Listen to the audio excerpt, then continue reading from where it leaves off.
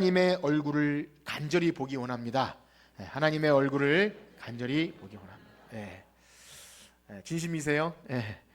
아까 부른 찬양처럼 주 얼굴 구할 때 우리 항상 하나님의 얼굴을 구하는 자들인데요.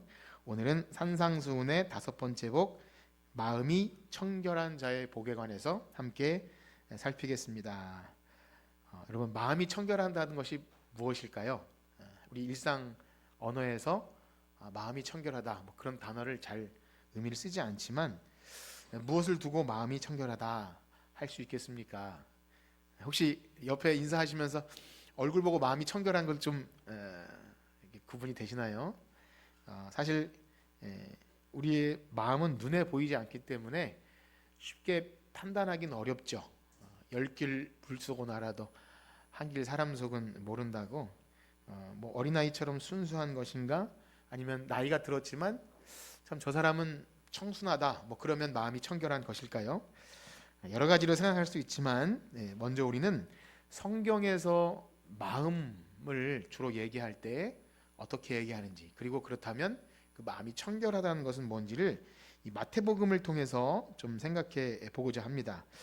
주로 마태복음에서 마음이라는 단어와 관련해서는 주로 예수님께서 좀 부정적인 의미로 좀 많이 사용하셨어요. 부정적이라 하면 마음이 별로 청결하지 못한 사람들에 대해서 책망하실 때 이 단어를 사용하셨는데, 거기다 이제 예수님 옆에서 계속 딴지를 걸었던 바리새인 서기관들, 그 유대인들 있지 않습니까? 외식하는 서기관과 바리새인들이요, 그러면서 하는 그들을 향해서 언제나 그 위선적인 행위, 그들의 속마음은 회칠한 무덤처럼 그렇게 지저분하지만 겉모양으로 어떤 정결, 장로의 유전이나 정결 예식을 통해 외형적인 정결을 강조하는 사람들 향해 책망하시는 것을 많이 보게 됩니다. 그래서 몇 구절을 좀 찾아보면요, 마태복음 9장에 보면 예수님이 한 중풍병자를 고치시는 가운데 그냥 고치신 것이 아니라 너의 죄사함 받았느니라 이렇게 말씀하시니까 분쟁이 일어나요. 막 수군수군 거리죠. 이때 예수님이 이렇게 그들의 마음에 대해서 너희들이 악한 생각을 하는구나 이렇게 하시는데요. 한번 읽어봅시다. 마태복음 9장 2절에서 4절입니다. 마태복음 9장 2절에서 4절 한번 읽어봅시다. 시작. 침상에 누운 중풍병자를 사람들이 데리고 오거늘 예수께서 그들의 믿음을 보시고 중풍병자에게 이르시되 작은 자야 안심하라 내 죄사함을 받았느니라. 어떤 서기관들이 속으로 이르되 이 사람이 신성을 모독하는도다. 예수께서 그 생각을 아시고 이르시되 너희가 어찌하여 마음에 악한 생각을 하느냐. 그러니까 그들의 마음을 아신 거죠. 사실 겉으로 보기엔 이들은 이렇게 말할 만하죠. 신성모독, 하나님만 죄사할 수 있으니까. 그런데 어쨌든 예수님은 그들의 마음을 꿰뚫어 보시면서 악하다 그렇게 말씀하십니다.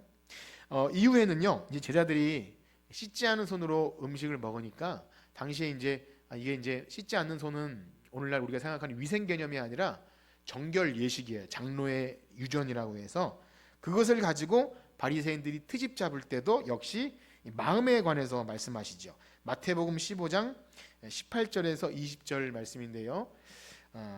한번 읽어봅시다. 마태복음 15장 18절에서 20절 시작.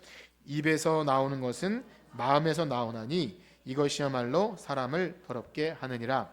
마음에서 나오는 것은 악한 생각과 살인과 간음과 음란과 비방이니 이런 것들이 사람을 더럽게 하는 것이요 씻지 않은 손으로 먹는 것은 사람을 더럽게 하지 못하느니라. 아멘.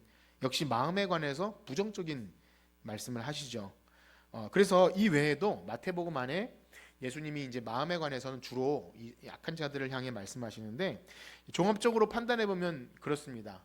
그럼 마음이 청결하다는 것은 뭘까? 바로 외형적인 어떤 예식이나 사람의 도덕적인 외형으로 만들어낼 수 없는 그 속에 숨은 것, 그 숨은 도덕적 청결을 말하는 겁니다. 그러니까 겉모양뿐만이 아니라 그 속도 깨끗해야 한다는 거죠. 어쨌든 쉽지 않습니다. 바리새인들이라고 해서 이러고 싶어서 그랬겠습니까마는 어쨌든 우리도 네 마음이 청결하냐라고 물어보면 그렇게 자신 있게 대답하기는 어렵겠죠. 그래서 우리가 이 내용을 좀 더 살펴보면서 그러면 구약과 신약에서 이 마음의 청결을 어떻게 좀 얘기하고 있는지를 좀 살펴볼 텐데요. 참고로 시편 24편에 보면 이 마음의 청결이 어떻다는 것을 좀 구체적으로 이야기해 줍니다. 우리 시편 24편 3절과 4절을 한번 읽어봅시다. 시작. 여호와의 산에 오를 자가 누구며 그의 거룩한 곳에 설 자가 누구인가? 곧 손이 깨끗하며 마음이 청결하며 뜻을 허탄한 데 두지 아니하며 거짓 맹세하지 아니하노라. 아멘. 그러니까 결국에는 어떤 행위와 연결되죠. 이 속에 있는 것이지만 앞뒤 맥락을 살펴보면 손이 깨끗한 것, 또 뜻을 허탄한 데 두지 않고 거짓 맹세하지 않는 것. 그러니까 아주 쉬운 용어로 말하면 정말 착한 거예요. 정말 좋은 사람.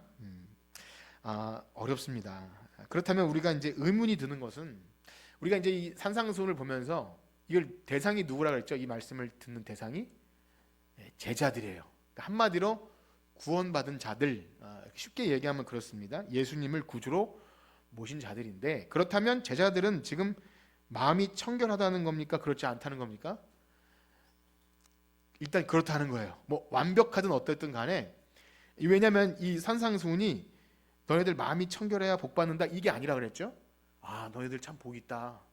마음이 청결하구나. 이런 거예요.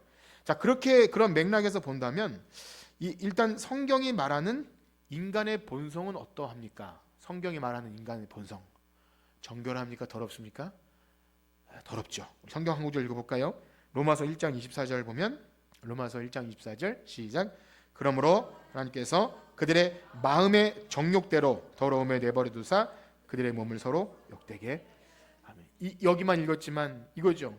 모든 사람이 죄를 범하였음에 하나님의 영광에 이르지 못했다. 이 인간 부패한 본성을 얘기하기 위해서 로마서 앞부분에는요, 바울이 인간은 안 된다 이 얘기를 하고 있어요. 아주 근본부터 썩어 문드러졌다.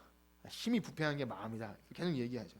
성경의 기본적인 입장은 사람의 마음은 썩어 있다, 부패했다 이것입니다. 그래서 예레미야도 만물보다 힘이 부패한 것이 사람의 마음. 여러분 어떠세요? 여러분의 속마음은 어떠신가요? 만물보다 힘이 부패하고 더럽습니까? 어떠세요? 예. 눈 마주치기가 좀 어렵죠? 예. 자, 그래서 눈을 되게 가늘게 뜨고 있습니다. 예. 걱정하지 마시고.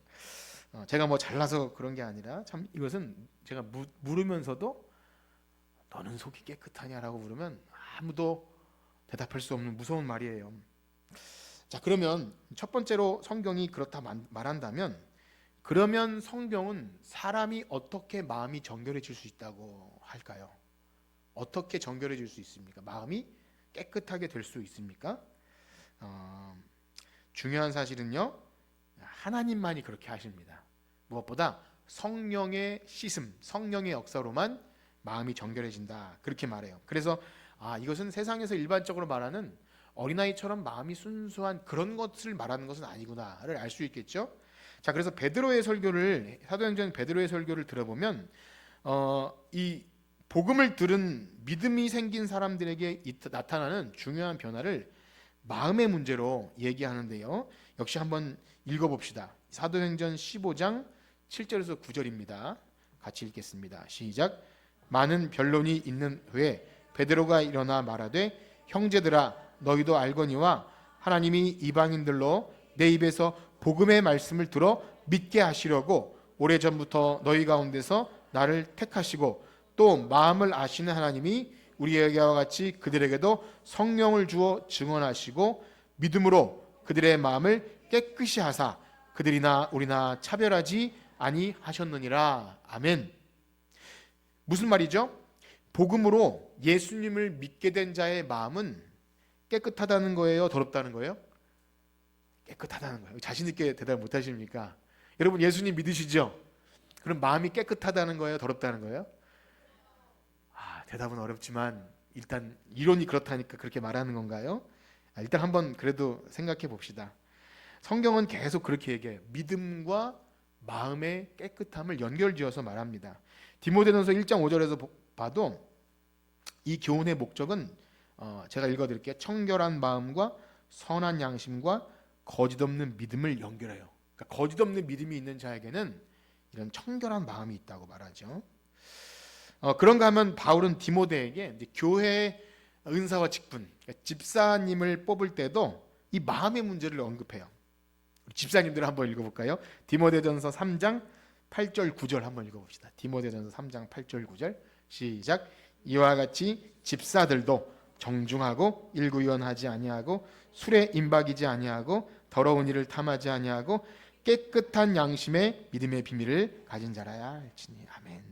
그러니까 기본적으로 믿음이 있으면 정결한 마음이지만 더욱더 주님의 일을 맡은 자들에게 깨끗한 양심, 마음을 얘기합니다. 똑같은 단어예요. 자, 그런 반면에 성경은요, 깨끗지 아니한 마음을 믿음 없음과 연결합니다. 믿음 없음. 디도서 1장 15절 16절 한번 읽어봅시다. 디도서 1장 15, 16절 시작. 깨끗한 자들에게는 모든 것이 깨끗하나 더럽고 믿지 아니하는 자들에게는 아무것도 깨끗한 것이 없고 오직 그들의 마음과 양심이 더러운지라. 그들이 하나님을 시인하나 행위로는 부인하니 가증한 자요 복종하지 아니하는 자요 모든 선한 일을 버리는 자니라. 믿음이 없는 자를 이렇게 얘기하면서 마음과 양심이 더러운지라. 자, 그래서 이 말을 들으면 그러면 이것은 그냥 덮어놓고 난 예수님 믿으면 마음이 깨끗한 거야, 이런 말일까요? 어떠세요? 그렇게 말하기엔 너무 양심에 걸리죠. 그러면 난 예수님 믿으니까 어쨌든 이 말은, 이 마음의 정결은 그런 건가? 내가 악한 생각을 하는 거 아무 상관없이 나는 마음이 정결한 건가? 그리고 반대로 믿지 않는 사람들은 다 마음이 더러운 건가? 그냥 그걸 얘기하는 건가? 라고 생각하게 됩니다. 그래서 이것은 사실 좀 어려운 문제이죠. 왜냐하면 예수님을 믿지 않는 사람 중에도 제가 생각하기에도 마음이 더 착한 사람이 있는 것 같아요? 없는 것 같아요? 저는 본 것 같아요. 그런데 교회 다니면서도 저 사람 교회 다니는 게 맞아 할 정도로 마음에 별로 그렇게 깨끗하지 못한 것이 저 스스로도 그렇고 있게 되는 거예요. 그래서 우리가 이제 믿음에 대해서 좀 생각해 볼 필요가 있죠. 우리가 이제 그러면 이 문제를 가지고 저 사람 믿음이 굉장히 좋으니까 성경은 저 사람을 마음이 깨끗한 사람이라고 하는 거야, 그렇게 말할 때 오류가 발생하는데요. 일단 기독교의 믿음은요, 우리의 어떠함에서 나오는 것이 아니라는 거죠. 무슨 말입니까? 모든 우리 기독교의 믿음은요, 항상 그리스도와의 연합을 전제로 합니다. 즉 우리의 전과 후죠. 전에는 우리가 어떠했으며 이제는 우리가 어떠하다 말할 때 근거는 예수님께 있어요. 그리스도와 함께 죽고 그리스도와 함께 산 자. 그러니까 나의 옛 본성이 죽고 그리스도께서 나의 옛 그 거짓된 것을 다 가져가시고 주님이 이루신 의로 내가 이제 그리스도 안에서 새 사람 되었다. 여러분 어떻습니까? 여러분 그러한 새 사람 들이십니까? 그것이 근거라는 거예요. 이 믿음이 내가 착한 일을 많이 하거나 악한 생각을 안 하거나 아니면 선을 행하는 이런 방식으로 믿음을 증명하는 것이 아니라 근거가 그리스도께 있다는 것, 이걸 확실히 하셔야 합니다. 그래서 디도서 2장 14절에 보면 예수님께서 우리를 대신하여 자신을 주심에 대해서 이렇게 말합니다. 한번 읽어볼까요? 시작. 그가 우리를 대신하여 자신을 주심은 모든 불법에서 우리를 속량하시고 우리를 깨끗하게 하사 선한 일을 열심히 하는 자기 백성이 되게 하려. 아멘. 기독교 복음과 믿음은요, 반드시 선한 일과 연결이 돼요. 외형적인 위선적인 어떤 행위를 말하는 것이 아니라 그들의 변화받는 심령을 가지고 어떤 선한 것과 연결이 됩니다. 도덕적인 선을 배제하지 않는다는 거예요. 우리가 가끔 착각하는 것이 믿음이 좋으면 별로 믿지 않는 사람처럼 행해도 저 사람은 그래도 세상 사람보다 나라고 덮어놓고 얘기하면 굉장히 위험하다는 겁니다. 왜냐하면 그가 가진 어떤 믿음의 증거가 없는 거예요. 위험한 겁니다. 그렇습니다. 여기서 그리스도께서 자신을 주셨다고 하는 이 우리는 바로 예수님을 진실되게 영접한 자고요. 그래서 히브리서 10장 22절에 보면 그 마음의 뿌림을 받아, 한번 읽어볼까요? 우리가 시작. 우리가 마음의 뿌림을 받아 악한 양심으로부터 벗어나고 몸은 맑은 물로 씻음을 받았으니 참 마음과 온전한 믿음으로 하나님. 아멘. 우리가 이제 신약 성경을 계속 읽다 보면 이것을 외면할 수가 없어요. 아, 그렇구나. 은혜로, 믿음으로, 복음 안에라고 하는 것이 우리의 마음 문제를 거론하지 않고, 내가 이제 그리스도와 함께 죽고 살았으니까 이론적으로 그러하니까 내 안에 좀 거짓된 것, 더러운 것이 있어도 나는 괜찮아라고 덮어놓고 생각할 수가 없는 겁니다. 자, 그런데요, 이제 우리가 이제 신약을 보고 있는데 사실 이것은 신약에서 처음 나오는 얘기가 아니에요. 그러니까 믿음으로 말미암아 성령의 역사로 그 마음이 깨끗해진다는 이 얘기는요, 우리의 구원과 관련해서 이미 구약에서부터 오래전부터 얘기되어 왔다는 것을 알 수 있습니다. 굉장히 유명한 구절인데요, 제가 자주 인용했던 말씀인데 에스겔 말씀에 보면 그 말씀이 있어요. 한번 읽어봅시다. 에스겔 36장 25절에서 26절입니다. 시작. 맑은 물을 너희에게 뿌려서 너희로 정결하게 하되 곧 모든 우상 숭배에서 너희를 정결하게 할 것이며 또 새 영을 너희 속에 두고 새 마음을 너희에게 주되 너희 육신에서 굳은 마음을 제거하고 부드러운 마음을 주되. 아멘. 여러분, 이 말씀이 예언서잖아요. 그래서 진짜 어떤 물을 우리에게 뿌려서 깨끗하게 하는 게 아니라는 걸 아시죠? 예. 이것은 저희가 이제 에스겔 36장 또 예레미야나 거기 예레미야 31장의 새 언약과 관련해서 마침내 그때는 하나님께서 하실 놀라운 구원과 관련해서 그날에는 너희가 율법을 지켜서 거룩하게 될 수 없는, 그러니까 지금 아까 저 신약에서 바리새인과 서기관들이 아무리 손을 씻고 정결례를 행해도 행할 수 없는 그 거룩함, 깨끗함을 하나님이 하시겠다는 거예요. 성령의 역사로 새 영 새 마음을 줘서 그렇게 하나님이 하시겠다고 말씀하시는 것입니다. 그러므로 이것은 복음이에요.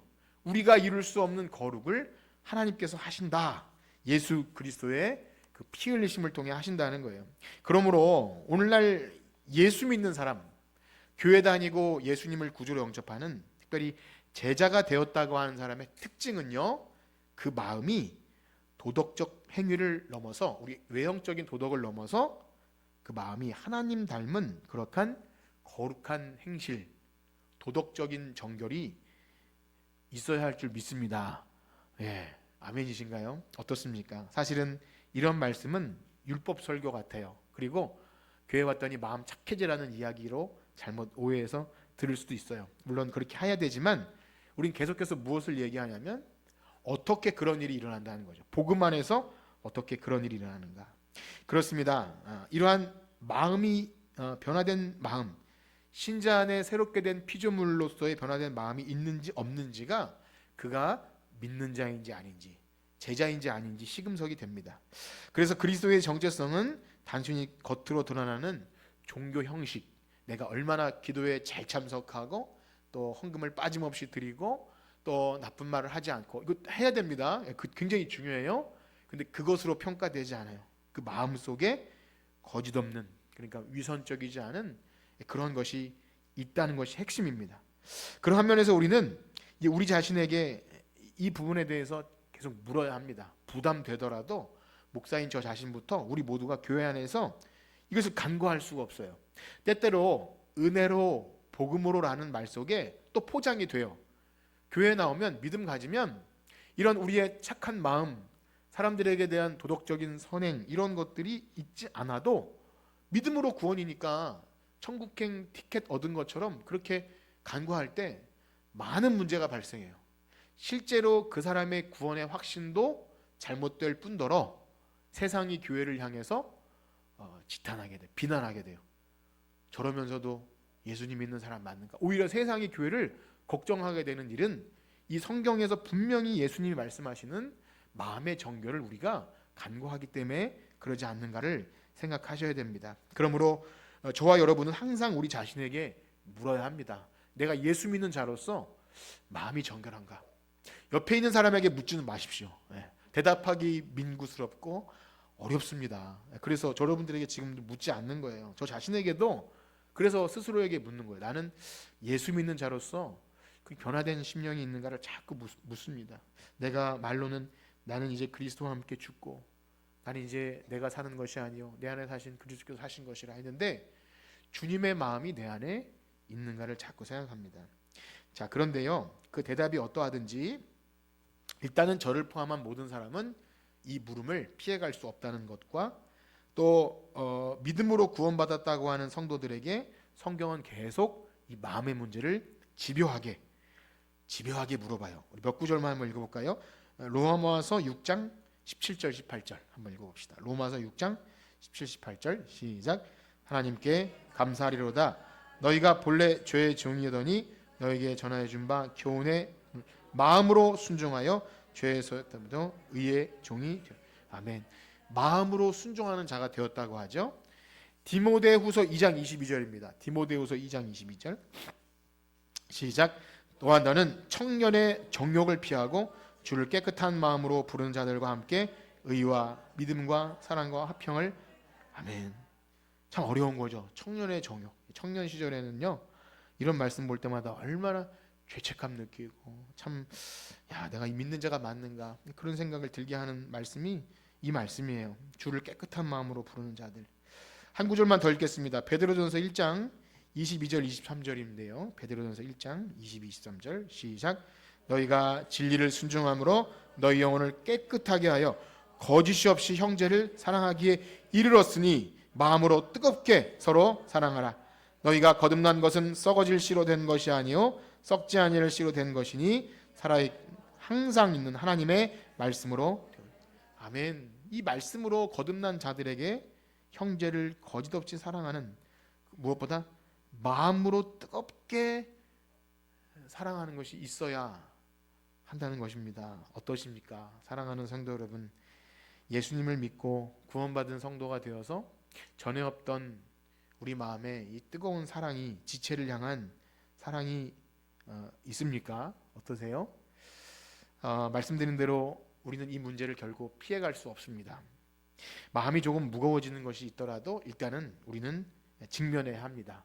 예수 믿는 자로서 이 물음을 외면해서 안 됩니다. 자, 그런데요, 우리가 이제 산상수훈 말씀을 들을 때 서두에 말씀드린처럼 자칫 이 말씀이 이렇게 오해된다 그랬죠. 앞에 있는 것이 조건처럼 돼서 이렇게 하면 복이 있다, 이 말씀이 아니라 그랬어요. 그냥 그 거듭난 자의 상태를 얘기한다 그랬죠. 야, 정말 복 있다, 애통하는 마음이 있구나, 또 와, 복 있다, 심령이 가난한 자, 이렇게 어떤 감탄 같은 거예요. 정말 복이 있구나, 이렇게 있는 게 맞아요. 그렇게 생각한다면 이것을 통째로 뒤에 이 마음이 청결한 자가 왜 복이 있는지를 같이 읽지 않으면 자칫 복을 받기 위한 조건이나 다시 율법으로 돌아가는 느낌이 들어요. 우리가 분명히 복음으로 구원을 얻었는데 교회 나왔더니 마음 깨끗해지라고 숨은 속마음을 자꾸 지적을 해서 다시 율법적인 어떤 교훈을 주시는 것 같아서 답답한 것이 있죠. 그래서 두 가지로 나눌 수 있을 것 같아요. 어쨌든 내 마음에 청결하지 못함을 스스로 인정하는 사람도 자꾸 죄책감에 빠지고, 나 구원받지 못한 자인가, 그렇게 절망에 빠지게 되기도 하고요. 반대로는요, 어떻게든 내가 마음을 깨끗해지려고 내 스스로 애쓰고 노력하기도 합니다. 둘 다 나쁜 건 아니죠. 인간의 종교성은 어떻게든 해보려고 해요. 행위로 증명하려고 하는 것이 있어서 어떻게든 정결을 이뤄내고자 고행을 하고 나쁜 생각 안 하려고 하지만, 많은 신앙의 선배들이 그 무너짐을 경험해요. 내가 아무리 얼마 동안은 계속 좀 나쁜 생각 안 하고 음란하거나 버티고 버티다가 나락으로 떨어지는 경험을, 그러니까 굉장히 우리가 유명한 많은 신앙의 선배들이 그런 경험을 해서 결국 인간은 안 되는구나를 고백하게 되는 것이 있습니다. 그래서 산상수훈은 율법이 아니에요. 너 이렇게 못했지, 너 구원받지 못했어, 이렇게 접근하는 말씀이 일단 아닙니다. 그렇습니다. 우리 다시 한번 산상수훈은 이렇게 해서 구원받는 자가 누구인지 조건을 제시하거나 아니면 어떤 새로운 율법 차원에서 주시는 것이 아니라 무엇입니까? 우리가 들은 복음, 우리가 믿고 구원을 얻는 그 복음이 우리의 삶을 어떻게 변화시키는가, 그것을 알아가는 거예요. 하나님께서 우리의 삶에 어떤 일을 행하시는가를 초점을 맞춰야 됩니다. 그래야 이 문제를 풀 수 있어요. 자, 그러면 마음이 청결한 자는 왜 복이 있다 그러죠? 8절 말씀에 보면 그들은 한번 읽어보세요. 5장 8절 시작. 마음이 정결한 자는 복이 있나니 그들이 하나님을 볼 것이며. 이제 문제가 좀 다른 문제가 생겼어요. 하나님을 본다. 이건 질문할 수 있겠네요. 여러분 하나님을 보셨습니까? 어떠세요? 하나님을 봤다. 이거 도대체 뭐라고 말을 할까요? 하나님을 봤다.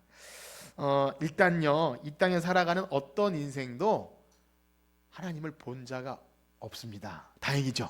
혹시 이 중에서 난 하나님을 봤는데 이런 분이 있으면 뻥입니다. 그런 사람 성경은 그렇게 말하고 있지 않아요. 마치 이것이 잘못 오해되면 어떤 사람 마음이 어린아이, 여기 이제 어린아이들 있잖아요. 어린아이들, 너희들 하나님 봤니? 아니라고 솔직하게 얘기하잖아요. 어린아이처럼 깨끗하면 하나님 보는가? 그래서 정말 간절한 마음으로 소망하면 막 사진을 찍어라 그러면 막 눈밭 사이에서 예수님 얼굴 보이고 이런 것인가? 아니면 카톨릭에 와서 말하는 어떤 성인처럼 하나님과 대화할 정도로 아주 거룩한 단계로 들어가는 것인가? 이러한 마음의 청결을 말하기도 합니다. 그러다가 잘못되는 거예요. 신비주의에 빠지고 그런 거예요. 그래서 새들과도 대화하고 막 돌들과도 대화하면서 그런 청결함으로 하나님과 마치 대면하는 것처럼 말하기도 하는데, 그것을 말하는 것은 일단 아닙니다. 성경은요, 누구도 하나님을 본 사람이 없다 분명히 얘기해요. 그런데요, 그럼에도 불구하고 성경은 하나님을 보는 것에 관해서 이야기합니다.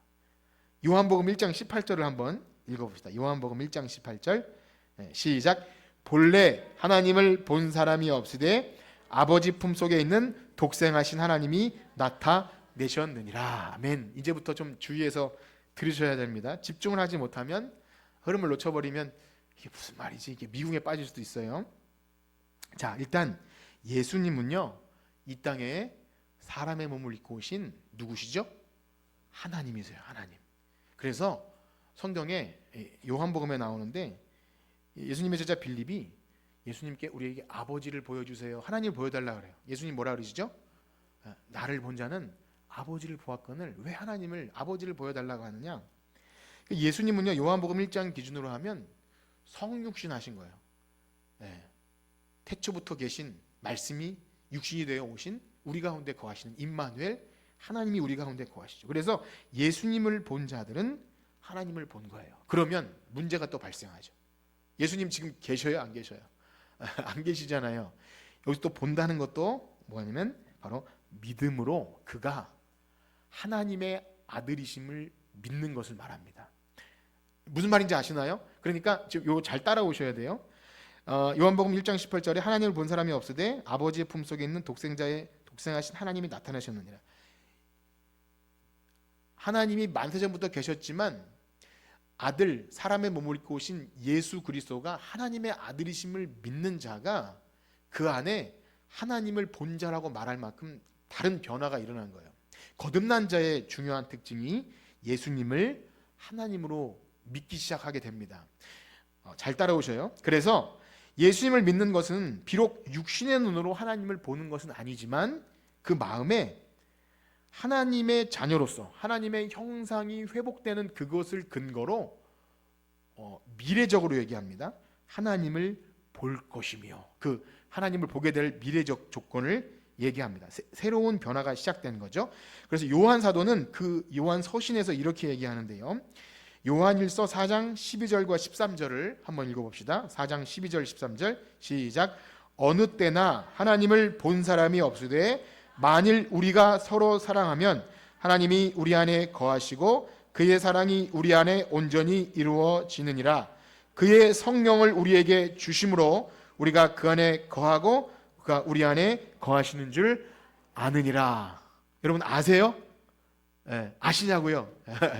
이겁니다. 우리가 서로 사랑하면 성령께서 하나님이 우리 안에 거하심을 증거해 주시는 거예요. 이것은 하나님을 아버지라 부르는 것 같은 원리인데요. 하나님의 성령이 우리에게 부어주실 때 하나님을 아버지라고 부르는 것처럼 우리가 서로 사랑하면 그게 우리의 사랑이 아니라 성령께서 하나님의 사랑을 부어주심으로 그렇구나, 하나님이 여기 계시는구나, 우리가 하나님의 형상을 본받고 있구나를 알게 됩니다.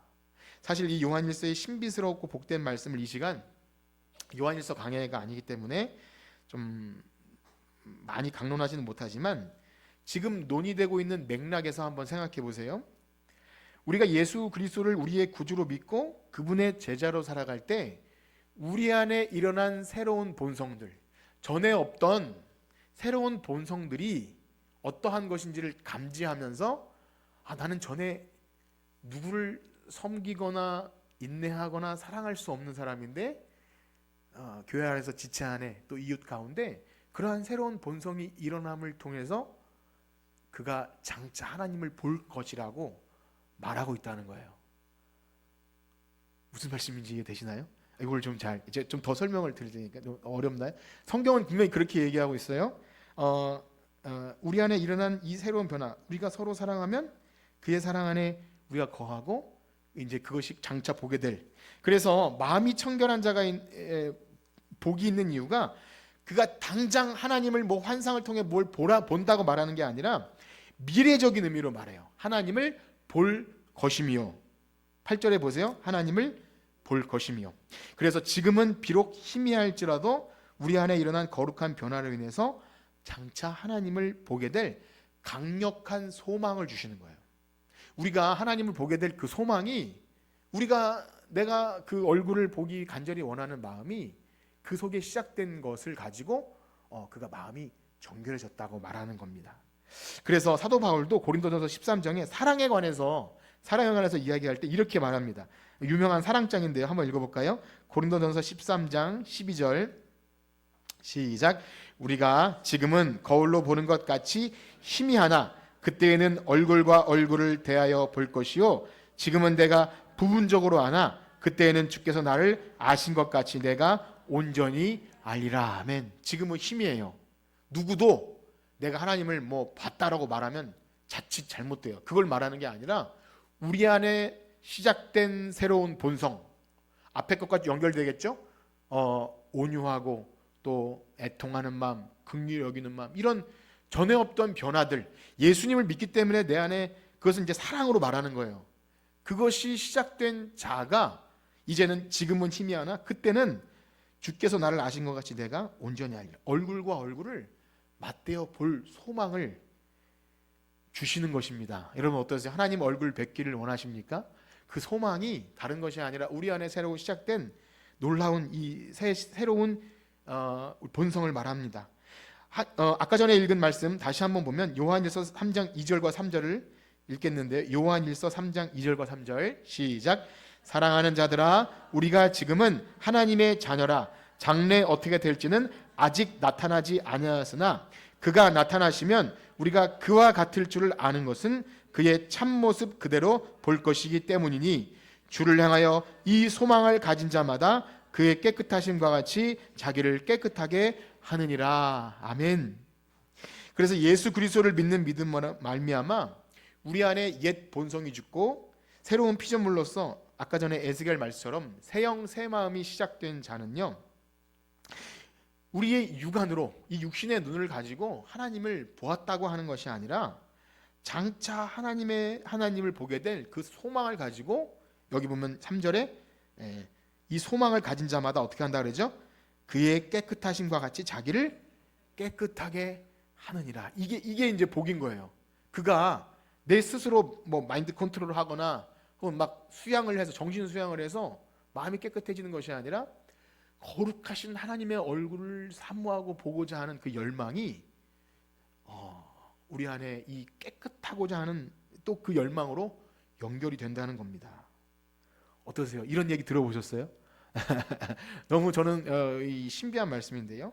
그래서 구원받은 성도들이 현재 삶에서 거룩을 추구하는 그 성화는요, 바로 이거 근거예요. 장차 하나님의 얼굴을 보게 될 그 소망이 나를 계속, 이 소망을 가진 자마다 깨끗하심과 같이 자기를 깨끗하게 한대요. 주를 향하여 이 소망을 가진 자마다 그의 깨끗하심과 같이 자기를 깨끗하게 한다. 사랑하는 성도 여러분, 우리의 그리스도인의 마음의 정결은 내적 수양이나 뭐 노력과 연습, 뭐 어떤 보상 심리를 가지고 내가 착하게 해야지 뭘 받겠다, 이것이 아닙니다. 우리를 사랑하셔서 아들을 내어주신 그 하나님의 얼굴 뵙기 원하는 마음, 한번 가만히 생각해 보세요. 아까 전에 제가 좋아하는 찬양 중에 내 주 같은 분 없네, 이 찬양 중에 주 얼굴 보기 원하네, 이런 가사가 있어요. 다윗이 그렇게 소망했거든요.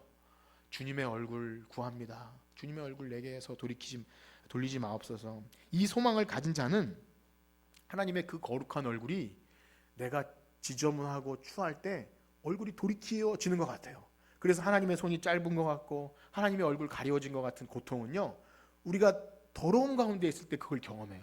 다윗이 그래서 손 깨끗한 자, 정결하길 원하는 마음은 내가 도덕적으로 좀 깨끗한 사람이 되어야지, 여기서 출발하는 게 아니라 거룩하신 하나님의 얼굴 뵙기 원하는, 거기서 출발합니다. 이 은혜를 깨닫는 여러분 되시길 축복합니다. 그래서 그리스도인의 성화는 거기서 출발해요. 그래서 히브리서 마지막 이 말씀 보고 마칠 텐데요.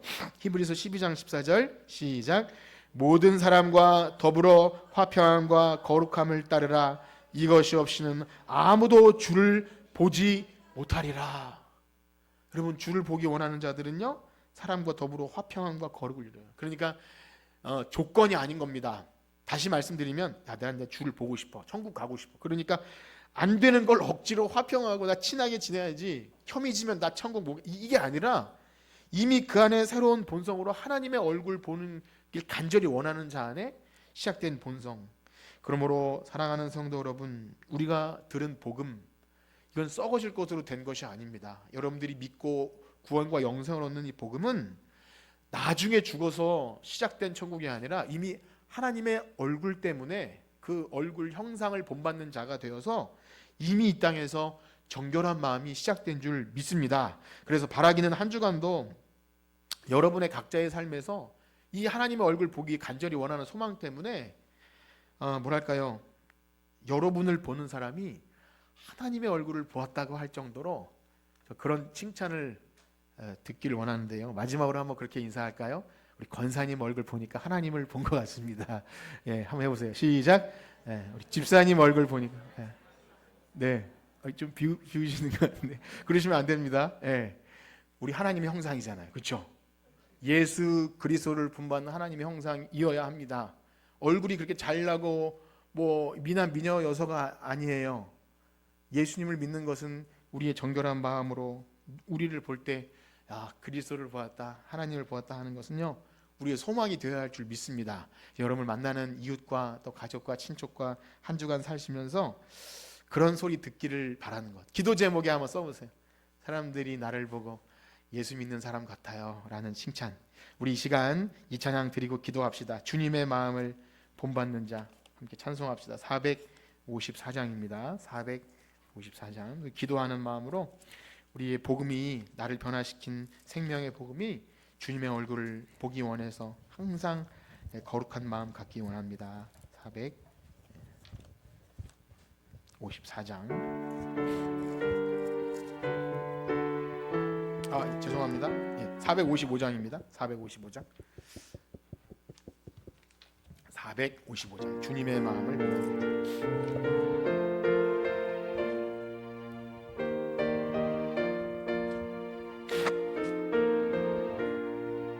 주님의 마음을 본받는 자, 그 마음에 평강이 찾아오는 험악한 세상을 이기리니 하늘로부터 임함이로다. 주님의 마음 본받아 살면서 그 거룩하신 나도 이루리.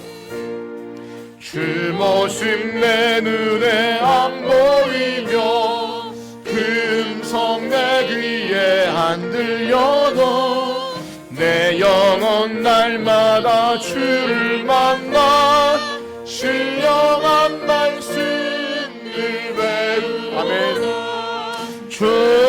주님의 마음 본받아 살면서 그 거룩한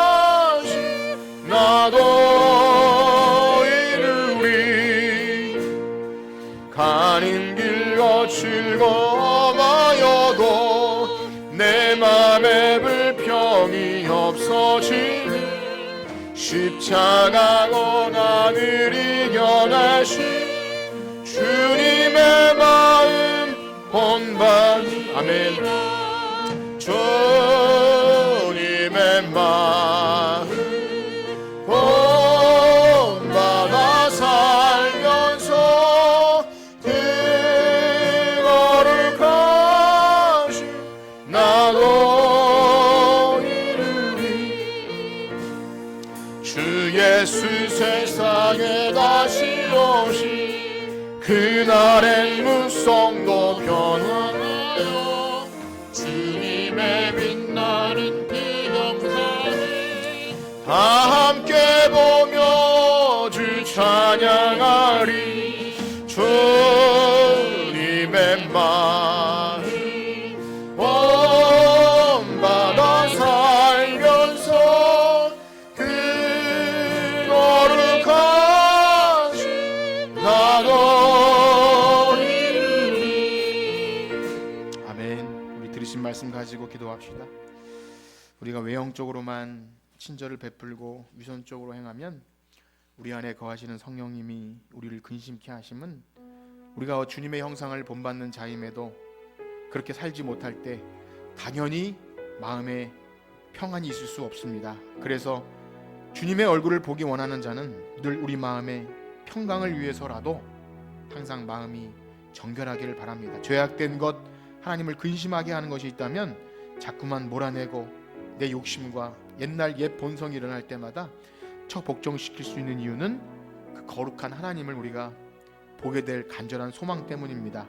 한 주간 살아가는 동안도 하나님 우리의 마음과 생각을 지키셔서 옛 본성과 또 하나님의 형상을 담지 못하는 것들이 있다면 몰아내게 하시고 우리를 통해서 하나님을 보았다고 하는 자들이 있을 만큼 그렇게 주님의 마음을 본받는 마음이 정결한 자, 그 복 있는 자 되게 하여 주시옵소서. 기도하겠습니다. 하나님 아버지 감사합니다. 이 땅에 사는 동안 우리의 마음을 누가 알아주겠으며 누가 평가하겠습니까? 외형적으로만 그럴듯하게 행해도 우린 충분히 좋은 신자라고 인정받을 수도 있습니다. 그러나 성령님은 우리를 그냥 내버려 두시지 않습니다. 마음에 불편함을 주시고 형제와 어려운 관계가 있다면 그것으로 인해서 회개케 하시고 근심케도 하십니다. 그러기에 주님, 우리가 마음이 정결해야 합니다. 하나님을 보고자 하는 강력한 소망이 우리 안에 있는 자들은 더럽고 추한 상태로 있을 수가 없습니다. 내가 정말 예수 믿는 거룩한 주님의 백성이라면 우리는 날마다 거룩을 따라 살아갑니다. 화평을 추구하고 모든 사람으로 더불어 화평을 추구해요. 그렇지 않으면 주를 볼 수 없다고 하는 무서운 말씀 앞에 다시 한번 겸손하게 복음 앞에 하나님 나아갑니다. 하나님, 믿음으로 말미암아 거듭난 성도는 마음에 그 정결함이 유지되어야 합니다. 하나님, 우리를 붙들어 주시옵소서.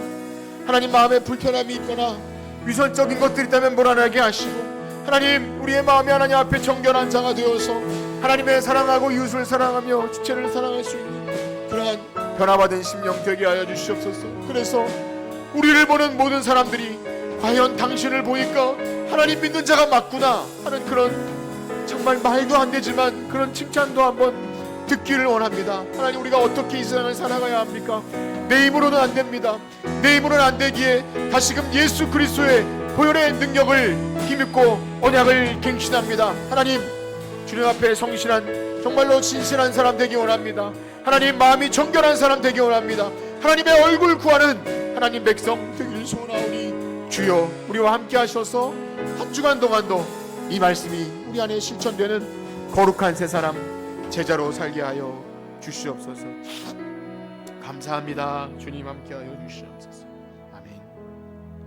이제는 우리 주 예수 그리스도의 은혜와 하나님 아버지의 무한하신 사랑하심과 성령님의 감화와 감동, 위로, 교통하심이 오늘 우리도 예수 믿는 자로서 우리 변화받은 심령, 정결한 마음을 가지고 하나님을 간절히 보고자 원하는 그 마음 가지고 살아가기를 소원하는 성천교회 성도들 머리 위에 이제로부터 영원토록 함께 있을지어다. 아멘.